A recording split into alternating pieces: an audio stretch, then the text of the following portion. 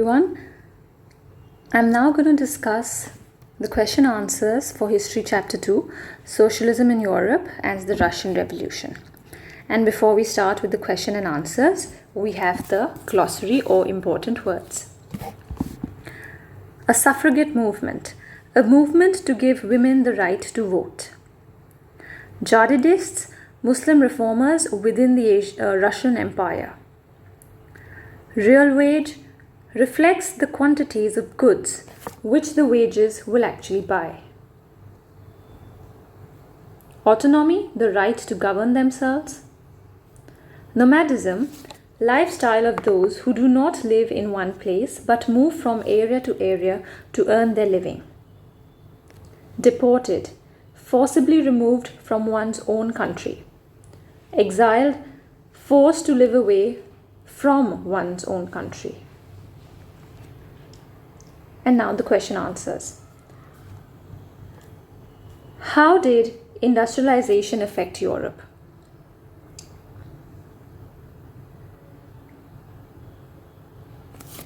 The political trends were the signs of a new time. It was a time of profound social and economic changes. It was a time when new cities came up and new industrialized regions developed. Railways expanded and the Industrial Revolution occurred. So we know we've had a look at the various political ideologies in the beginning of the chapter. They started changing the society. We also know that Britain led the Industrial Revolution, and that's how various industries and railways started coming up. Industrialization brought men, women and children to factories. Work hours were long and wages were poor. And we know these are going to be a few causes which will make the workers protest because there were low wages and very long work hours. So the workers are going to demand better wages and lesser working hours. Unemployment was common, particularly during times of low demand of goods. Housing and sanitation were problems since towns were developing. Liberals and radicals were often property owners and employers. Having made their wealth, that such efforts should be encouraged. Its benefits would only be achieved if the workforce in the economy was healthy and citizens were educated. Now, most of the liberals and radicals were the factory owners, and they realized that the only way their factory is going to develop and do well if the workers are healthy and educated. And that is why they promoted better changes in the society. What were the ideas of Karl Marx and Friedrich Engels? Karl Marx and Friedrich Engels added many ideas to the argument of socialism. Marx argued that industrial society was capitalist and capitalists owned the capital invested in factories while the profit was actually produced by workers. So like I told you here, the factories would not run if there were no workers because who's going to work in the factories? But however, the workers barely got any wages and most of the profits, or in fact all the profit, was pocketed by the industrialist or the owners.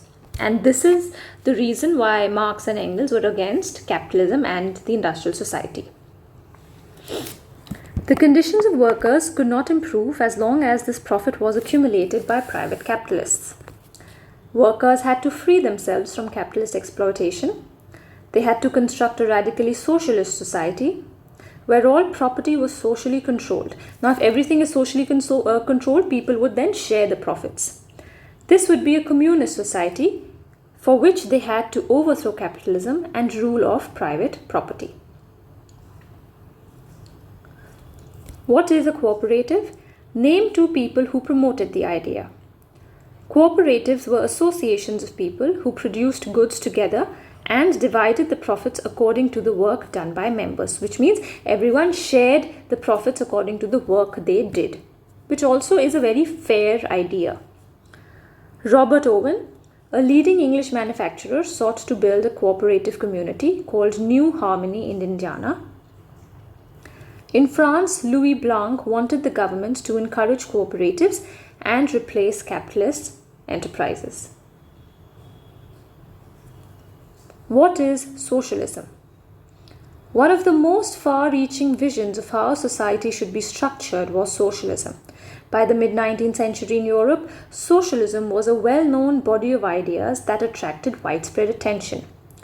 Socialists were against private property and saw it as the root of all social ills because individuals owned the property that gave employment, but the propertied were concerned only with personal gain and not with the welfare of those who made the property productive. Which means if you have a factory, it's just going to lie there like a useless building if you don't have any workers coming and working in it. However, these workers who actually made the factory productive got no profits. So if society as a whole, rather than single individuals, controlled property, more attention would be paid to collective social interest. I've told you in theory, socialism is a very, very good idea which aims towards the welfare of the workers.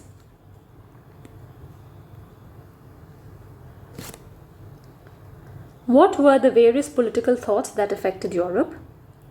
Not everyone in Europe wanted a complete transformation of society. Some were conservatives, while others were liberals or radicals.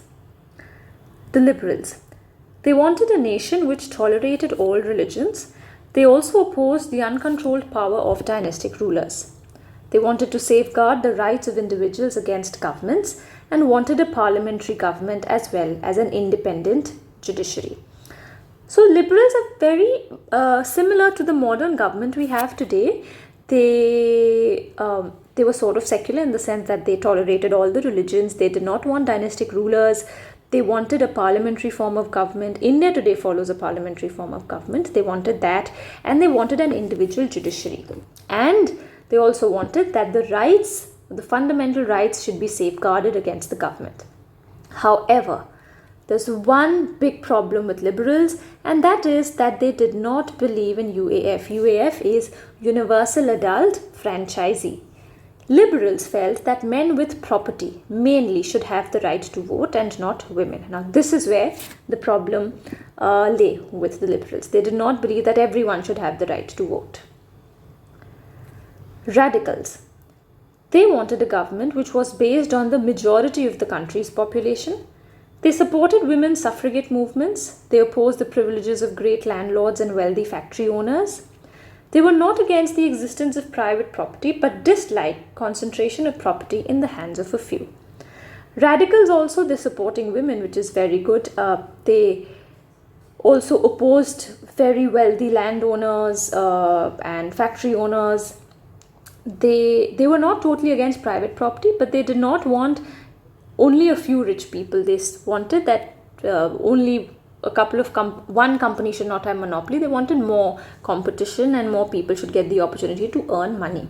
However, the problem with the radicals was that they wanted the government to be based on the majority of the country's population, which then means that the minority could feel threatened. Conservatives. After the French Revolution, they had opened their minds to the need for change. By the 19th century, they accepted that some change was inevitable, but believed that the past had to be respected and change had to be brought about through a slow process. So the conservatives believed that society should not really be changing, especially as fast as it was. However, they had to accept that change is inevitable, but they still wished for the past to return.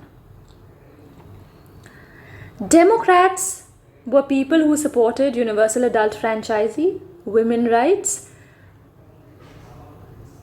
fundamental rights against the government, and also they supported private property, but they were working towards the welfare of the people as well. Name any two socialist parties formed in Europe. Workers in England and Germany began forming associations to fight for better living and working conditions. They set up funds to help members in times of distress and demanded a reduction of working hours and right to vote. And the parties that were established in Germany, the Social Democratic Party was formed and helped it win, and it also won parliamentary seats. And in Britain, we had the Labour Party, and in France, the Socialist Party. Thank you.